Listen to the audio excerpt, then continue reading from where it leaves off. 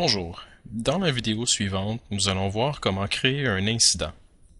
La première étape étant d'identifier qui nous appelle, donc l'utilisateur, nous allons donc accéder au module utilisateur. La recherche rapide, en haut à droite, nous permet de retrouver nos utilisateurs rapidement, que ce soit par le prénom, le nom de famille ou encore le poste téléphonique. Une fois l'utilisateur sélectionné, nous sommes en mesure de consulter l'historique des incidents et demandes de service de cet utilisateur.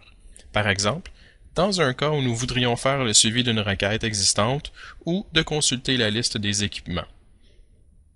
Pour créer un nouvel incident, dans le menu de gauche, nous avons une action qui s'intitule « Créer un incident » ou la touche F4 qui nous permet d'amorcer la création de l'incident via un formulaire optimisé à cette fin. La première étape consiste à identifier s'il s'agit d'un incident ou d'une demande de service. Malgré le fait qu'ils sont tous les deux formulés par l'utilisateur, le processus de traitement est très différent. Dans le cas d'un incident, ce qui compte, c'est la priorité. L'objectif est de rétablir le service dès que possible. Étant donné que dans le cas d'une demande de service, nous allons vouloir fournir le service selon la nature de la demande. Par exemple, une demande de nouvel employé pourrait être traitée dans un délai de plusieurs jours. Donc, j'entre une brève description de l'incident. PC est lent depuis l'installation de Visio 2010. On pourrait ajouter du détail si nécessaire. Par défaut, l'incident est assigné au créateur de la requête.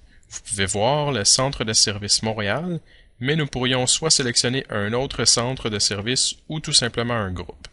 La notion de groupe est importante dans Octopus car toutes les listes de l'interface seront filtrées en fonction des groupes auxquels on appartient. Par défaut, il est assigné à Pierre Lamoureux. On peut catégoriser l'incident donc, par exemple, de nature matérielle, avec une sous-catégorie de performance. L'étape d'après, il s'agit de sélectionner le CI en cause. Le CI, c'est l'équipement ou le logiciel que l'on suspecte étant la cause de notre incident. Donc ici, je vais l'associer au poste de travail. Vous pouvez voir que le système nous indique qu'il y a déjà des incidents reliés au poste. Nous pourrions ici cliquer sur le poste et aller voir dans les détails du même, comme les requêtes existantes, dans le but de ne pas créer l'incident en double. Vous pouvez aussi voir les couleurs qui nous indiquent les niveaux de criticité du CI.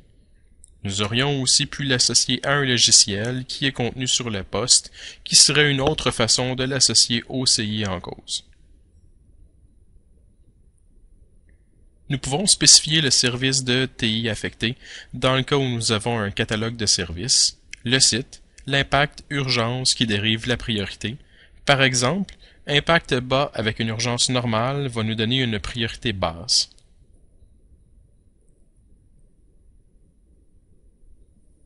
Le système va procéder à la création de l'incident, donc le numéro 2012, puis une confirmation sera envoyée par courriel à l'utilisateur suite à cette création.